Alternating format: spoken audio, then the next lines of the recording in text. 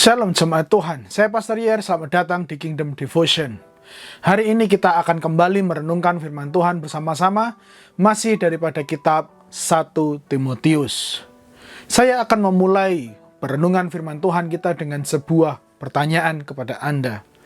Pernahkah Anda mengalami sebuah pikiran negatif yang membuat Anda merasa insecure atau merasa tidak layak terhadap diri Anda? Mungkin pernah Anda dalam sebuah posisi di mana pikiran Anda penuh dengan pikiran-pikiran negatif yang memojokkan diri Anda sehingga Anda merasa tidak layak untuk melayani Tuhan, tidak layak untuk menerima berkat-berkat Tuhan, tidak layak untuk menerima jawaban doa daripada Tuhan, dan seterusnya. Sebuah pikiran negatif yang pernah muncul di kepala Anda sehingga Anda tidak mau lagi untuk semakin dekat dengan Tuhan. Semua pikiran negatif itu adalah intimidasi. Sebuah pikiran negatif yang ditaruhkan di dalam pikiran Anda dengan tujuan untuk membuat Anda merasa khawatir, takut, tidak layak. Bahkan dengan tujuan akhir supaya Anda tidak lagi hidup di dalam kehendaknya Bapa di surga. Pemikiran negatif itu ditaruhkan ke dalam pikiran kita adalah sebagai cara iblis untuk membentuk cara berpikir kita. Mungkin yang selama ini kita dekat dengan Tuhan, kita dibentuk dengan firman-Nya Tuhan, iblis tidak suka dengan itu. Dia berusaha menggoyangkan sebuah kebenaran yang kita miliki selama ini dengan sebuah pikiran-pikiran negatif. Dan itu terus-menerus akan dimunculkan, didengungkan kembali supaya kita menjadi ragu terhadap firman dan kita dibentuk oleh intimidasi iblis. Kalau kita tidak hati-hati, maka itu bisa mengubah cara berpikir kita. Nah, hari ini kita akan melihat sebuah respon yang diteladani oleh Rasul Paulus ketika dia bisa melawan setiap intimidasi iblis. Karena saya merasa bahwa Paulus pasti sering diintimidasi oleh iblis dari cara berpikirnya karena dia memiliki masa lalu yang sangat kelam. Kita akan membaca bersama-sama dari 1 Timotius pasal yang pertama ayat 12-14 seperti ini. Aku bersyukur kepada Dia yang menguatkan aku, yaitu Kristus Yesus Tuhan kita, karena Ia menganggap aku setia dan mempercayakan pelayanan ini kepadaku. Aku yang tadinya seorang penghujat dan seorang penganiaya, dan seorang yang ganas.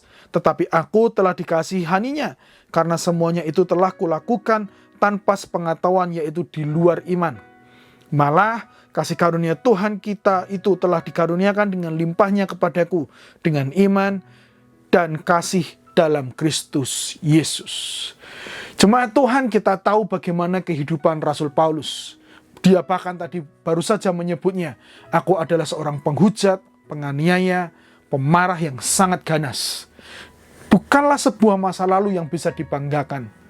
Tentu saja seringkali iblis dalam pelayanannya Paulus berusaha untuk membuat dia terintimidasi, membuat dia menjadi ragu untuk melayani, membuat dia menjadi khawatir apakah dia akan diterima orang dengan semua masa lalunya. Tetapi dari ayat yang kita baca tadi, dia sama sekali tidak merasa terintimidasi. Dia memiliki sebuah kekuatan yang daripada Tuhan untuk menolak semua intimidasi iblis. Karena dia tahu persis ada kasih karunia atas hidupnya. Ada kasih karunia Tuhan atas masa lalunya yang buruk. Hari ini kita perlu belajar bersama-sama. Kita perlu menolak setiap intimidasi iblis dengan cara menanamkan di hati dan di pikiran kita bahwa selalu ada kasih karunia Tuhan buat kita. Di mana kasih karunia-Nya tidak berdasarkan apa yang sudah dan sedang kita lakukan, melainkan karena Tuhan itu baik, karena Dia sendiri yang mau memberikan kasih karunia-Nya buat kita semua. Jemaat Tuhan, mari kita bersama-sama menolak setiap intimidasi iblis, sehingga kita bisa memiliki kekuatan, kita bisa memiliki kasih karunia Tuhan, dan kita terus bisa setia melayani Dia di tengah apapun yang iblis coba ganggu hidup kita melalui pikiran kita. Saya akan tutup dengan sebuah ayat yang mengingatkan kita supaya kita bisa terus melawan setiap intimidasi iblis. 2 Korintus 5 ayat 17 berkata, orang yang sudah bersatu dengan Kristus menjadi manusia baru sama sekali. Yang lama sudah tidak ada lagi, semuanya sudah menjadi baru. Tanamkan ayat ini di dalam pikiranmu, bahwa ketika engkau sudah melayani Tuhan, sudah menjadi bagian daripada kerajaan Allah, Tuhan sudah menghapus semua masa lalumu dan menggantikannya dengan sesuatu yang baru. Mari kita berdoa. Terima kasih ya Tuhan buat firman-Mu pada hari ini, bahwa kami memiliki sebuah jaminan bahwa semua masa lalu kami tidak lagi bisa untuk menjadi alat iblis mengintimidasi kami. Kami akan melawan segala sesuatunya. Kami akan menolak setiap intimidasi iblis, karena ada kekuatan yang daripada Tuhan, dan juga ada kasih karunia Tuhan yang besar melimpah buat kami. Tolong kami Tuhan untuk terus setia, dan kami bisa melawan semua intimidasi iblis, sehingga kami tidak jatuh ke dalam dosa, sehingga kami tidak kembali lagi ke masa yang lalu.